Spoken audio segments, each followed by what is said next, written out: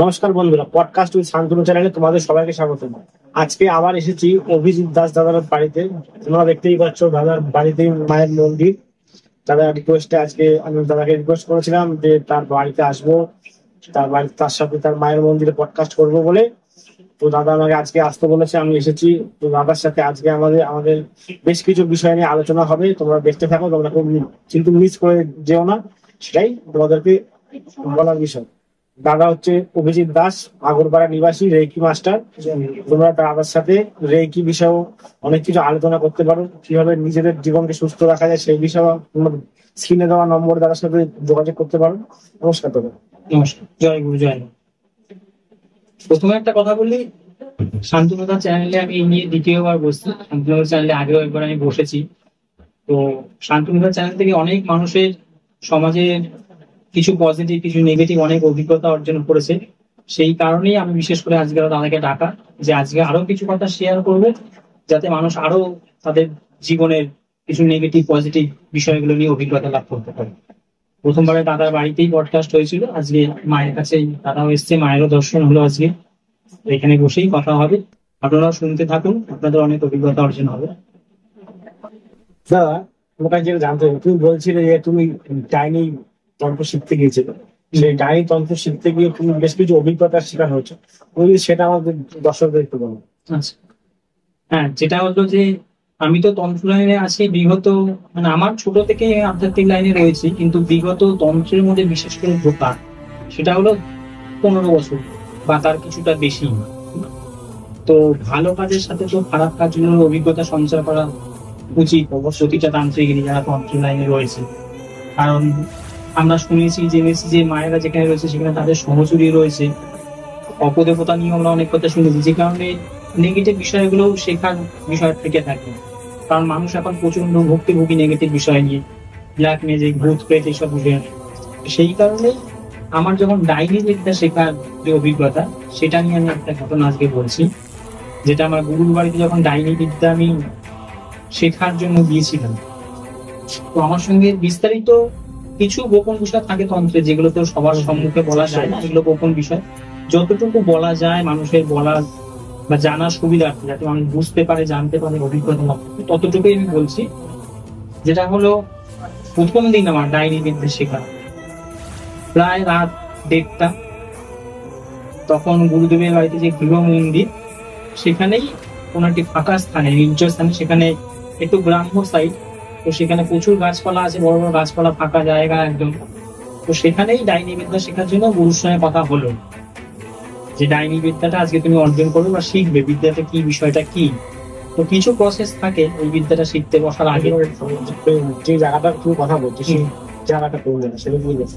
আচ্ছা আচ্ছা, সেই জায়গা আমি যেখানে এই আমার তন্ত্রের ডাইনি বিদ্যাটা যেখানে অভিজ্ঞতা অর্জন করেছিলাম, সেটি হলো ক্যানিং লাইনের একটি জায়গা, যেটা চম্পাহাটি নামে। আচ্ছা, সেখানেই প্রায় অনেকটা গ্রাম্য সাইড, অনেকটা ভেতরের দিকে, এবং প্রচন্ড জঙ্গল টাইপের জায়গাটা, বেশ প্রচুর গাছপালা এবং জনবসতি খুবই কম সেই জায়গা। তো সেখানে যখন রাত 1:30টার সময় একটি নির্জন স্থানে বসলাম, তো গুরুদেব আমাকে প্রথমে যেটুকু ইঙ্গিত করেছিলেন, যে ডাইনি বিদ্যা শিখতে বসলে যখন তুমি ডাইনি আহ্বান করবে, সেই সময় একের সঙ্গে কিন্তু একের অধিক ডাইনি এসে উপস্থিত হবে। হ্যাঁ, হতে পারে এবং হয়ও, তার অভিজ্ঞতা থেকে সে সেটা বলেছে। তো সেই মুহূর্ত যাতে তারা ডিস্টার্ব না করে, কারণ আমি একজনকে আহ্বান করছি, তার অভিজ্ঞতাটা সঞ্চয় করব, সেখানে যখন আরো কেউ আসবে তখন তাদেরও কিছু উৎপাত, যেটা আমরা বলে থাকি, এসব বিষয়গুলো থাকে। তো সেইখান থেকে নিজেকে গার্ড করতে হবে, তবেই আমি সেই বিদ্যাটা সুস্থভাবে অর্জন করতে পারবো। তো কিছু প্রসেস ছিল, যেমন সামান্য প্রসেস গুলি একটা নুন জল মতন গুলে রাখা হয়েছিল, যে আরো কিছু প্রবলেম ক্রিয়েট করলে সেগুলো তখন ছেটানো হবে। তখন সেই জায়গাগুলোকে শান্ত করে দিয়ে আমি যে উদ্দেশ্য বসেছি তার সঙ্গে কানেক্ট আমার ভালো হবে। তো যখন বসলাম আসলে, কিছু মন্ত্র বিষয় ছিল যেগুলোকে আহ্বান করা হচ্ছিল, এবং আমার গুরুর কথা মতন তিনি আমাকে বলেছিলেন পূর্বেই, যে যখনই তুমি আহ্বান করছো, সে যখন আসবে, তুমি যখন তার উপস্থিতি উপলব্ধি করবে, তখন দেখবে একটা শীতল অনুভব করবে শরীরে। এবং সত্যিই তাই, যখন আমি তাকে আহ্বান করছি বা সেই মন্ত্র উচ্চারণ করছি বা আরো আহ্বান প্রসেস যেগুলো আছে সেগুলো করছি, আমরা যখন হোমের সামনে বসি, সেই যে আগুনের তাপ, নর্মালি গরম আর হোমের সামনে বসে যে আগুনের তাপ, সেই আগুনের তাপের সামনে যখন শীতল একটা এসির মতন ঠান্ডা অনুভব হয়, সেটা যেমন আকাশ পাতাল তফাৎ। ঠিক যখন তাকে আহ্বান করছি, যাকে আহ্বান করছি সে একজন সুসাইড কেস একটি মেয়ে, তার নাম ছিল সোনালী, মেয়েটির নাম। সে একটি স্কুল ড্রেস করে, আমার গুরুর কাছে যেটা শুনে, একটি স্কুল ড্রেস করে সে সুসাইড করেছে, রীতিমতো গলায় ধরে। তো তাকেই আহ্বান করা হয়েছিল যে সেই প্রেত বা সেই যে তার আত্মাটা, তাকে আহ্বান করে যে দেখা যাক কি হয়। তো ডাইনি বিদ্যা বলতেই তো এর অনেক বিভাগ আছে। সচরাচর প্রেত, আমরা যেটা আগেই বলছি যে প্রেত বিষয়টি, তাকে আহ্বান প্রসেস ছিল, তাকে আহ্বান করে তাকে আমার কিছু কাজের অর্ডার করতে হবে, যেই কাজটা করার জন্য। এবং তাকে এসে যদি আমি চুপ করে দাঁড় করিয়ে রেখে দিই, কোনো রকম অর্ডার না করি, তাতে কিন্তু তার ফল কিন্তু আবার বিফল হতে পারে, বিরুদ্ধ হতে পারে, আমার উপরে কোনো প্রবলেম ক্রিয়েট হয়ে যেতে পারে। তো যখন আহ্বান করলাম এবং ধীরে ধীরে আমি বুঝতে পারছি, বেশ মিনিট 15-20-25 এইভাবে মন্ত্র জপ এইভাবে আহ্বান করার পরে বুঝতে পারছি যে সেকেন্ডের মধ্যে যেন একটা এসি মতন ঠিক শীতল হালকা শরীরটাকে পুরো ঠান্ডা করে দিচ্ছে, ওই রকম একটা গরমের মতন পরিস্থিতিতে। যতই নির্জন স্থান হোক, তবু একটা গরমের সময় ছিল, সেই সময়টা শীতল অনুভব হচ্ছে। এবং আমি চোখ বন্ধ করে তাকে আহ্বান করছিলাম, এবং আমার গুরুর বলাও ছিল যে তুমি আমাকে যেভাবেই হোক একটু ইশারা করে হোক বা তুমি তাকিয়েই হোক, আমাকে কোনোভাবে আওয়াজ দিয়ে হোক একবার জানাবে, তুমি যখন তার উপলব্ধিটা বুঝতে পারবে। তো আমি রীতিমতো নিজে কিছুটা সাহস রেখেছিলাম, কারণ তিনি আমাকে আগে বলে এসেছেন কিছু প্রসেস। তো সেই কারণে আমি তাকে প্রথমে জানাইনি, আমি উপলব্ধি করলাম। এবং আমি বুঝতে পারছি চোখ বন্ধ, কিন্তু আমার অনুভব হচ্ছে, উপলব্ধি করছি আমার সামনে কিছু একটা এসে আমার দাঁড়িয়েছে। যেহেতু শীতল অনুভবটা করছি, অটোমেটিক আমি বুঝতে পারছি আমার সে এসেছে। আমি গ্রুপে না জানিয়ে ধীরে ধীরে চোখ খুললাম। যখন চোখ খুললাম, আমি দেখলাম আমার সামনে একটি মেয়ে, সে পেছন ঘুরে দাঁড়িয়ে রয়েছে, মানে আমার থেকে মুখ করে নেয়, পেছন ঘুরে। তার লাল চুড়িদারের প্যান্টে চুড়িদার পরা ছিল, সাদা চুড়িদার এবং লাল তার ওড়না গায়ে দেওয়া। এবং সেকেন্ডের মধ্যে আমার মাথায় আসলো যে গুরুদেব বলেছিলেন যে যে মেয়েটিকে আমি আহ্বান করছি সে গলা দড়ি দিয়ে মারা গেছে, এবং সে একটি স্কুল মানে ওই সময় স্কুল স্টুডেন্ট ছিল একদম। আমি তখন বুঝতে পারলাম যে একদম ঠিক জিনিসে তার মানে এসেছে, এই জিনিসটা ঠিক জিনিসে এসেছে। কিন্তু তার মুখ আমাকে কিন্তু দেখানো, যে তাকে কোনো একটা বিষয় নিয়ে অর্ডার করবো বা কিছু একটা বলবো, আমি জানি না সে আমার কাছে কি মনোভাব নিয়ে এসেছিল, বা আমি অর্ডার না করাতেও সে রেগে গিয়েছিল, যদিও গুরু বলা ছিল অর্ডার কিছু করতেই হবে। তো অর্ডার করেছি বলতে আমি তাকে কোনো খারাপ আদেশ করেছি সেটা নয়।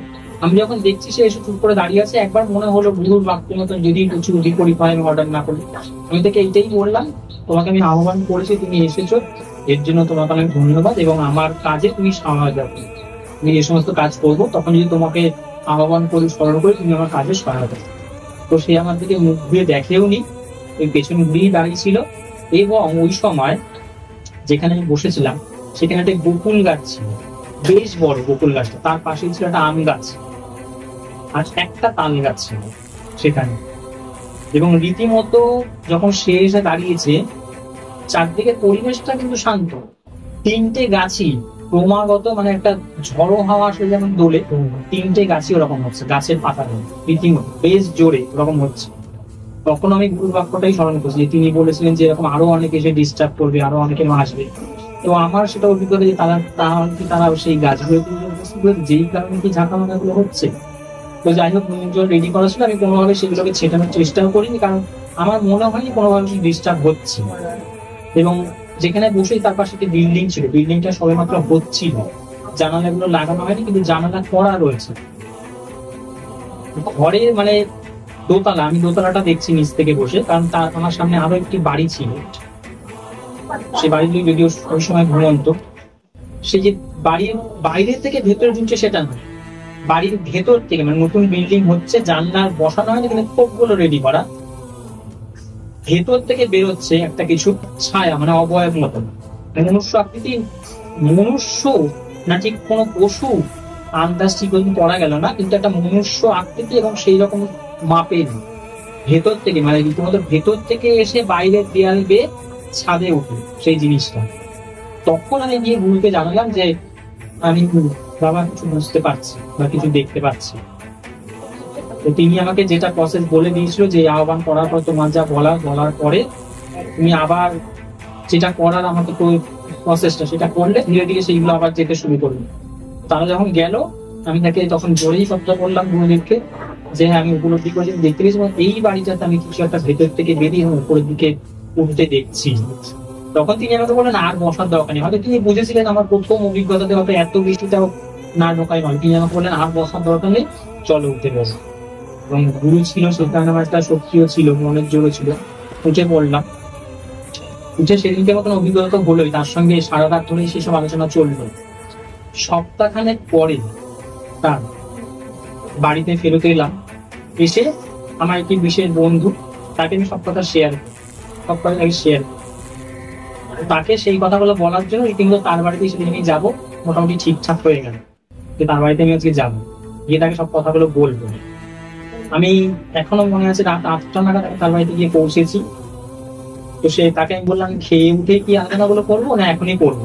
সে বললো না খেয়ে উঠি, যদিও একটা ভয় ব্যাপার, খেয়ে উঠি রাত্রিবেলা শুয়ে ঘটনাগুলো শুনবো। তো তার ঘরে একটাই জানলো, এবং জানলার পেছনে মানে অপোজিট সাইডে বেশ খানিকটা জায়গা জঙ্গল এবং একটি পুকুর, বেশ খানিকটা জায়গা। মানে এতটাই জঙ্গল যে পুকুর ডুবলে কি পাবে ওই জঙ্গল, এমনই একটা ব্যাপার, এতটাই জঙ্গল।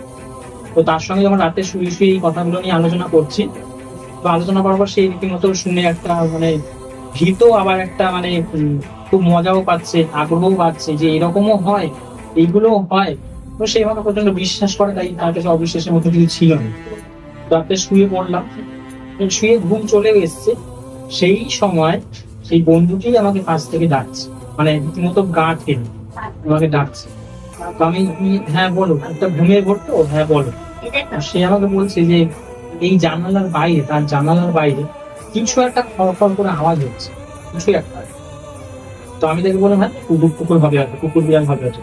বলেছে না অনেকক্ষণ ধরে আওয়াজটা হচ্ছে, এবং ঠিক মানুষ নড়াচড়া করলে চলাচল করলে যেগুলো ধরনের আওয়াজ তেমন একটা। তুমি কি করে বুঝতে পারছো মানুষ চলাচল করছে, তাহলে চোর ফোর হতে পারে জঙ্গলে। বলছে এই পাশে তো কিছুই নেই চুরি করার মতো, কিছুই তো নেই, হতেই পারে চোর আসলে চুপ করে থাকো না। তো আমি রীতিমতো চিন্তা করছি যে যদি এর থেকে বেশি বাড়াবাড়ি হয় একটা জোরে একটা বাজে ভাষা বলবো, তারপর দেখা যাক কি হয়। কারণ সাধারণত আমার অভিজ্ঞতা থেকে বলি, আমি কোথাও নেগেটিভ এনার্জি কিছু ফিল করলেও কিন্তু আমি বাজে ভাষাটা ইউজ করবো, দেখা যাবে কি হয়। আগে তাকে এই ভাষাটাই প্রয়োগ করবো, যদি অল্পতে সেই জায়গাটা শান্ত না হয় তখন। তো আমি দেখতে পাচ্ছি চোখটাও কিছুটা হবে হয়তো, এবং রীতিমতো আমার চোখটা লেগে আসছে। সে আমাকে আবার ধাক্কা দিচ্ছে, বলছে এইখানে ফিসফিস করে কেউ কথা বলছে, ফিসফিস করে কেউ কথা বলছে, তুমি শোনো, ভালো করে শোনো। আমার ওই মুহূর্তের মধ্যে মনে হচ্ছে যে আবারও ভুল হয়েছে, হয়তো দুজন ব্যক্তি আছে চোখ, কিছু আলোচনা করছে যে জানলা কাটবো না দরজা কাটবো না দুটো কিছু আলোচনা করছে। এবার আমি চিন্তা করলাম যে ওকে এইভাবে তো শান্ত করে দেবে, আমি চিন্তা করছি যে আমাকে ভালো করে শুনতে হবে ব্যাপারটা কি রীতিমতো। এবং আমার এখনো গায়ে কাটা দেয়, কারণ এগুলো তো একটা অভিজ্ঞতা। আমি যখন শোনার চেষ্টা করছি যে কি, আমি যখন সত্যি শুনতে পাচ্ছি যে ফিসফিস করে আওয়াজ হচ্ছে, এবং তার সঙ্গে আমরা যখন মন্ত্র উচ্চারণ করি, যেন কেউ মনে হচ্ছে মন্ত্র বিড়বিড় করে উচ্চারণ করে যাচ্ছে।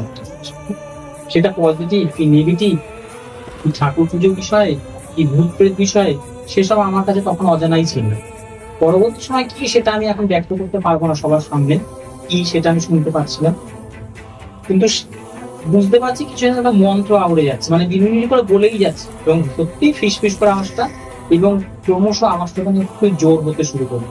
তখন আমি একটু বুঝতে পারলাম রীতিমতো ওই মুহূর্তে আমার যেটা করার, তাকে সঙ্গে সঙ্গে ওইখানে শুয়েই তাকে ঝাড়তে হলো, নিজের দেহ বন্ধন করতে হলো, এবং উঠে ধীরে সুস্থে আমি তাকে বললাম একটু জল দেওয়া হলো। জল দেওয়া হলো, সেই জলটা নিয়ে তার কলাপসিবল গেট, তার ভেতর দিয়ে তার কাঠের দরজা দেওয়া, কোনো সাউন্ড যেন না হয়। ওই জলটা নিয়েই জাস্ট কাঠের দরজাটা খুলেই কলাপসিবল গেটের বাইরে যা জলটা ছিটিয়ে দিয়েছে। কারণ ওই মুহূর্তে বাইরে বেরিয়ে পুরোটা প্রসেস করা, কিন্তু জলটা সেখানে সম্ভব নয়।